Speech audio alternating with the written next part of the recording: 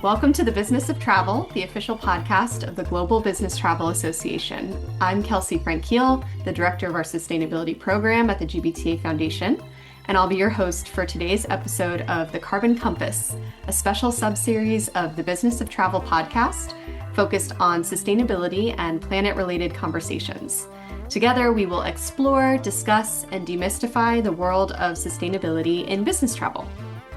So I'm super excited today to be joined by three members of the GBTA Foundation's Sustainability Leadership Council, and I want to let them introduce themselves. So let's start with our chair. Townsend, do you want to introduce yourself? Sure. Thank you, Kelsey. Hi, I'm Townsend Bailey. I'm Vice President of Corporate Responsibility Strategy, Reporting, and Technology at IHG Hotels and Resorts. Awesome. Great to have you. Paige, our newest vice chair of the Sustainability Leadership Council, do you want to introduce yourself? Sure, and I'm happy to be here. Paige Motes, I am the Chief Compliance and Sustainability Officer at Hertz, and really excited to be a vice chair on this great group. Awesome. Thanks, Paige. And finally, Courtney. Hey, thanks, Kelsey. Courtney Swander. I lead our global sales B2B consulting team at Delta Airlines and really excited to chat with everybody today. All right. And today we're talking about the state of sustainability in 2026, and specifically how to navigate uncertainty by reframing the narrative. Geopolitical uncertainty, shifting narratives around corporate sustainability, and budget pressures are forcing companies, I think, to think differently about sustainability. But our latest data from the GBTA Sustainability Acceleration Challenge shows that corporations are actually staying the course on sustainable business travel, which is really impressive to see, and some are even making measurable gains today. So today I want to understand from our leaders how. And maybe let's start with Courtney. Courtney, how would you interpret these results in today's landscape? Yeah, absolutely. So I think when we kind of listen to the information that you just talked through, it's not doing something differently, it's thinking differently. And so sustainability is a commitment and a baseline that we all have within our companies. Tracking and reporting have become more core to our business operations. And so companies are having to look across all areas and divisions to really understand the impact that they're able to provide to sustainability and business travel. It's not just one specific area. So as we think about the aviation space, our biggest piece we look at is fuel in our fleet, right? We're out there burning emissions, and that's what we're doing on a daily basis. But we also have to look at other things as well. So facilities, equipment, onboard products, the things that our travelers are seeing when they fly. So again, I think it's thinking differently, but also understanding that sustainability is part of our core business operation. Yeah, I'll just follow on to that, Courtney. I couldn't agree with you more. I think thinking differently is right. I would say a couple of things. There's not just us as a company thinking differently, but how do we help our customers think differently, and how are they actually teaching us what they want now versus yesterday, right? A lot of people have big ambitions, but they were having a really difficult time articulating what the actuals were against those ambitions. And in the travel space, that's not always easy to do.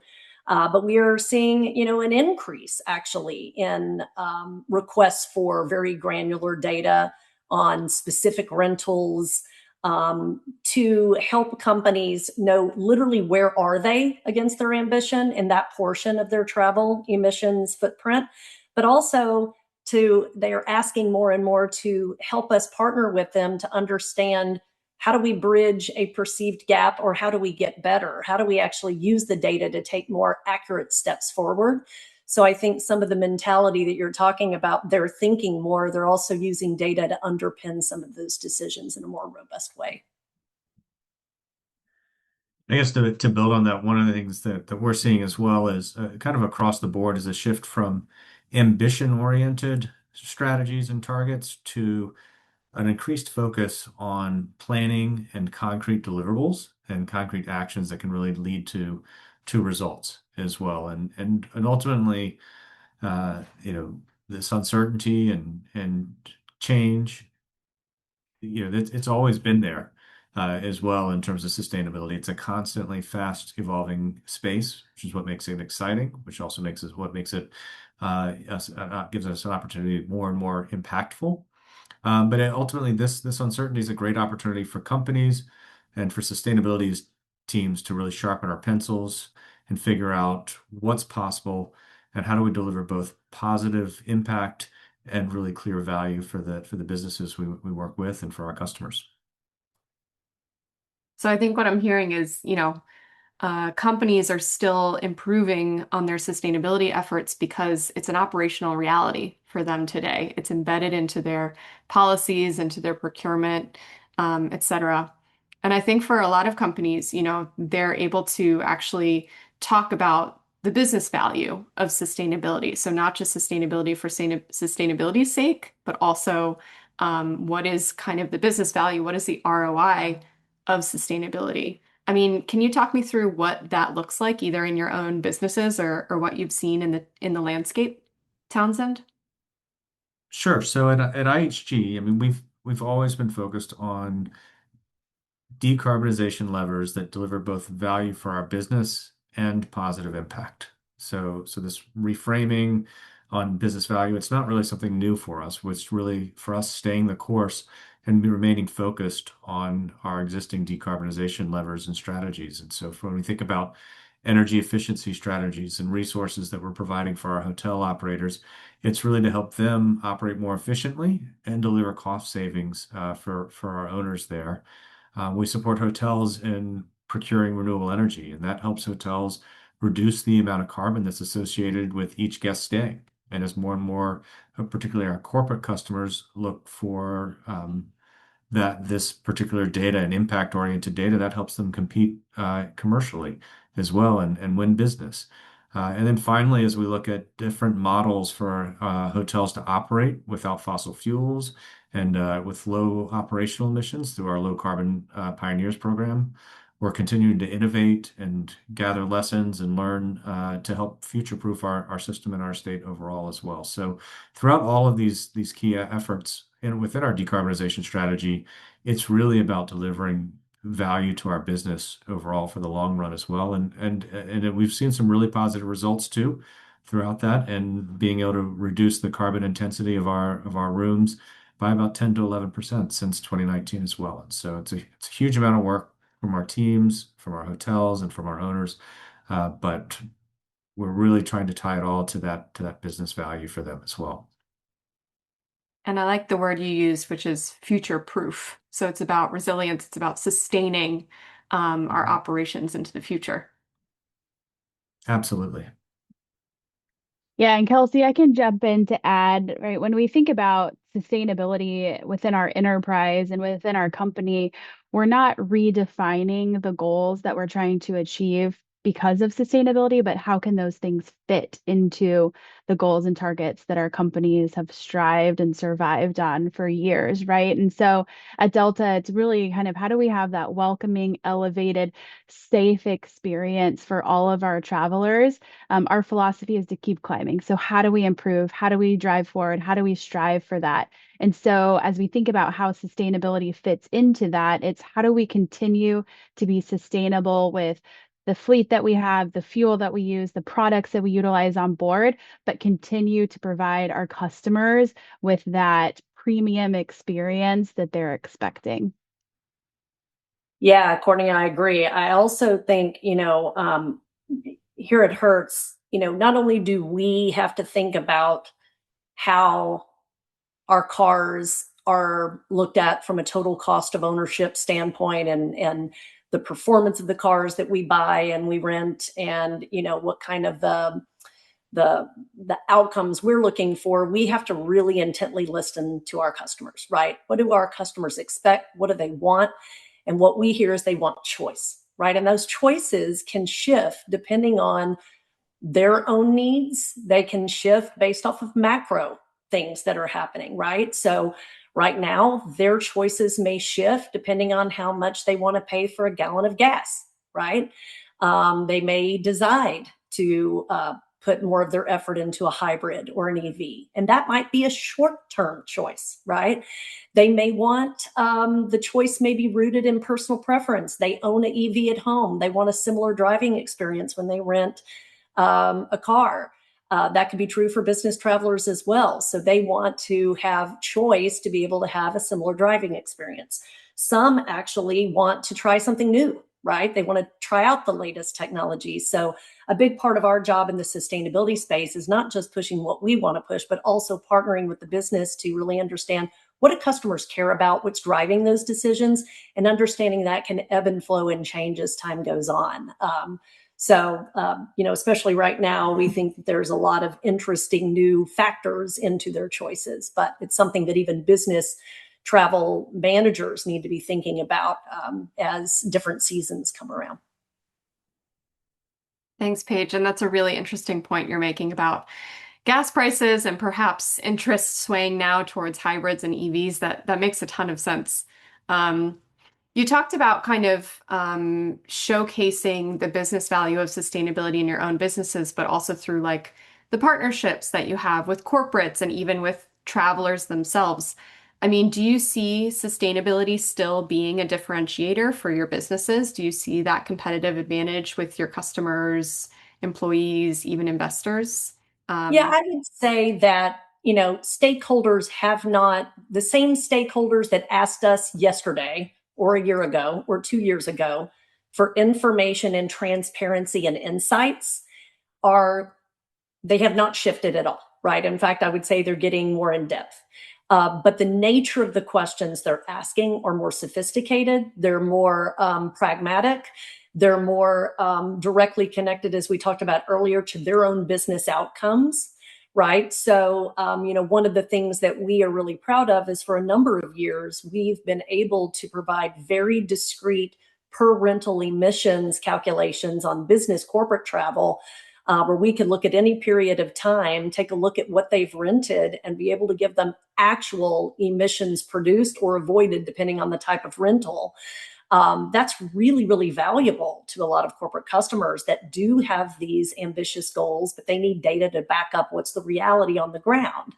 And one of the ways in which I think it can be differentiated is not so much the data, that's easy to produce, and the methodology. It's more, how does Hertz really take a next step with them and help them maybe model, well, if you've got X number of penetration in a low emissions vehicle today for rentals, let's take a look at your key markets. Do you have on site at those offices EV chargers that would make it easy for people coming into that market on business travel to go to your office and charge during the day?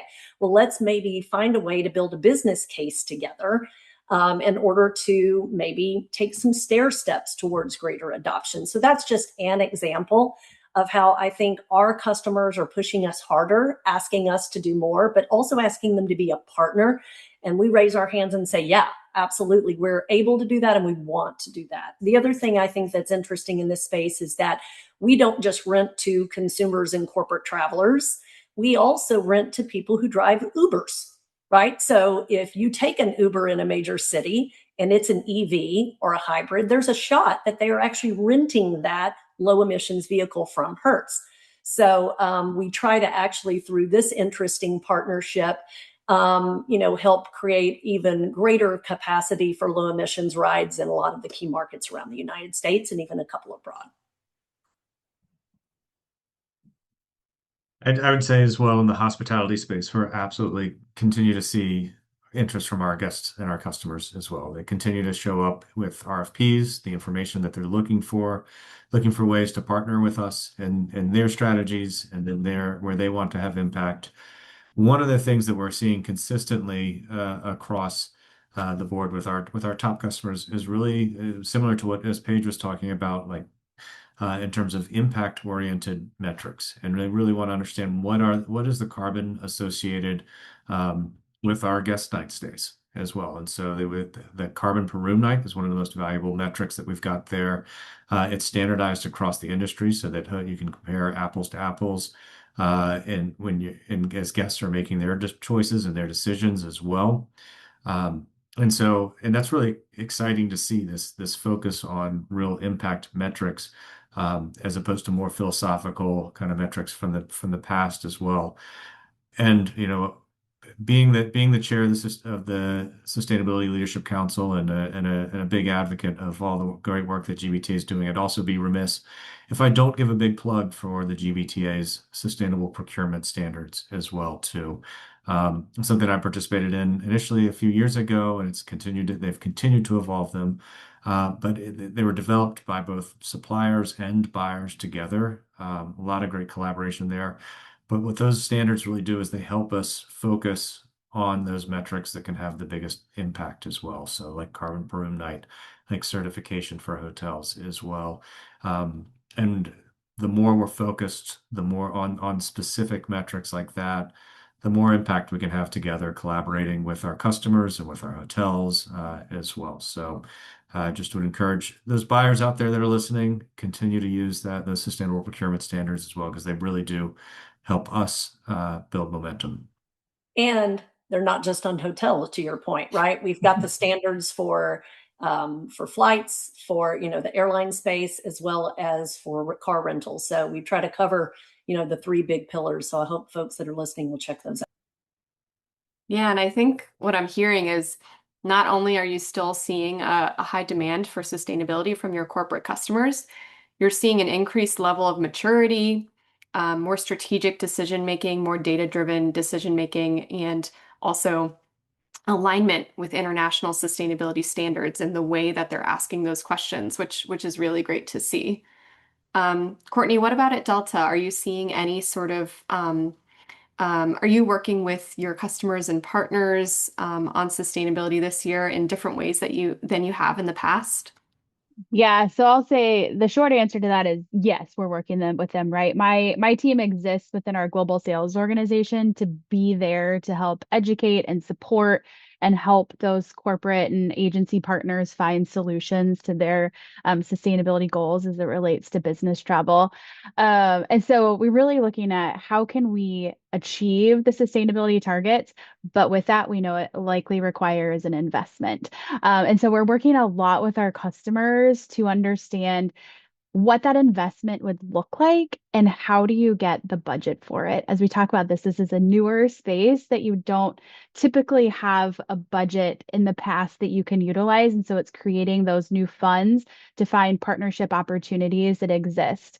And so one of those areas in the aviation space is sustainable aviation fuel, or SAF. We know it's a large investment, but it really helps support the company's scope 3 travel emissions reductions. And so some of the ways that we're working with our customers in this space is one, helping them create a business case. And so helping them understand what are their annual emissions? What does that look like? What would the cost of that reduction be? So are they looking at a 5%, 30%? What are their long-term targets and what do they need to help achieve those? And as they're putting that business case together, really taking a look at who is going to be reviewing it and who is going to be approving it, and ensuring that the business case and what goes into that is going to be relevant with those stakeholders and the investment that is needed. So what is that investment that's needed and how is that going to support enterprise targets that are in place for sustainability? I'll also add to this is that no company needs to be doing this alone, right? You have partners in this space to help and support you. So whether it's Delta or your airline partners that can help you with emissions data, we have partnered with many corporations out there in investing in SAF. And so helping to provide insights into benchmarking into how they've kind of pushed business cases through in the past, utilizing your TMC.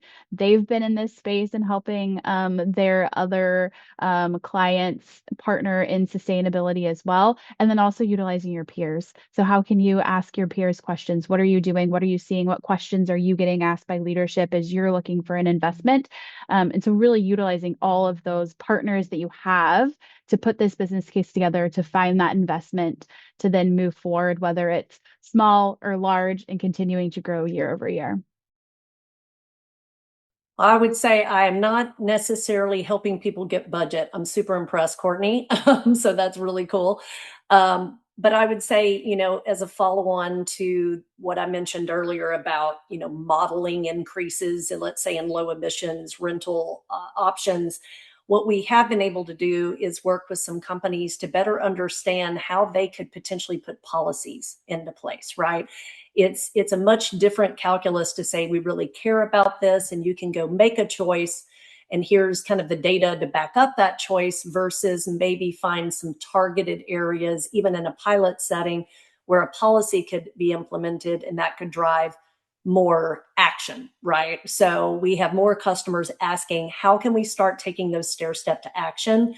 How do we, Courtney, to your point, do we myth bust around things that people might misunderstand about certain concepts and make sure that we take those worries off the table? So probably more to help them build a business case for a policy than budget itself, but definitely getting more asks for things like that. Awesome. Well, thanks so much for that. And we've talked about so much, partnerships and the way that things are changing in the space. I think one thing we can all agree on is the world looks different than it did a year ago in April 2025. But I want to know kind of how we're responding to that. So as sustainability leaders, what's one thing that you're doing differently now than you did 1 year ago? And maybe let's start with Townsend. I don't know about just one thing. For me, it's continuous improvement. Sustainability has always been changing. It's going to keep changing and evolving as the world around us changes and evolves. And so it's really about continuous improvement of continuing to drive more adoption of energy conservation measures in our hotels, expanding hotel participation in our Low Carbon Pioneer program, evolving our sustainable meetings program, weaving sustainability more and more into our guest journey, and how do we and leveraging technology to make better data available for our customers, stakeholders, and regulators as well. So across the board, we're always trying to look at how do we keep learning, how do we keep doing better, and continue to improve our programs and our impact here. So Yeah, I think the world is ever changing, and it's no different than it was last year because it's always ever changing, right? absolutely. Only change is the only constant. I would say that, to follow on to Townsend, because he said it right, like continuous improvement, learning from lessons the previous year, getting more accurate on data. I think one of the things we're trying to do is really take a really critical look across our broad value chain and say, where else can we add value? Right? That isn't necessarily a net new motion for the company, but we could connect the dots on that motion to emissions reduction. So just an exploration areas like, if we have a car that, God forbid, gets wrecked, like how do we make sure that when we take care of that car or dispose of that car or sell that car, that we're doing it in ways that also give that reduce waste, that reduce emissions, that are properly disposed, that ideally can go back into a supply chain to be used to make new products. So those are the things we're just now starting to think about. Again, not new motions, the business does that, but really connecting those dots to this broader sustainability play and showing the value in that way. Yeah, and Kelsey, I'll just kind of wrap us up here with kind of my thoughts on this one. But there's a lot of things that have stayed the same, but yet continually changed at the same time. And I think the key that comes to mind for me is creative solutions. And so there's no black and white answer in what we're doing in this space. We know that the companies that we are working with want to have and take action. And so it's how can we meet them where they are and find those creative solutions. It doesn't have to be the perfect end result. You can take those small actions because it's still an action. You're still driving and making an impact, even if it's small to get started. Take a look at it the next year, see how that benefited your company, your targets, your goals, and then continue to see and find solutions for years after that. Progress, not perfection, right? Yep, exactly. Well, great. Thank you all so much. That was really enlightening for me, and I hope it was for our listeners as well. I want to thank all of our sustainability leaders for joining us today. You've been listening to The Business of Travel, which is the official podcast of the Global Business Travel Association. For more information about GBTA Foundation and its work, you can visit gbtafoundation.org, and be sure to rate and review us wherever you get your podcasts. Until next time, thank you for listening. Thank you all for joining.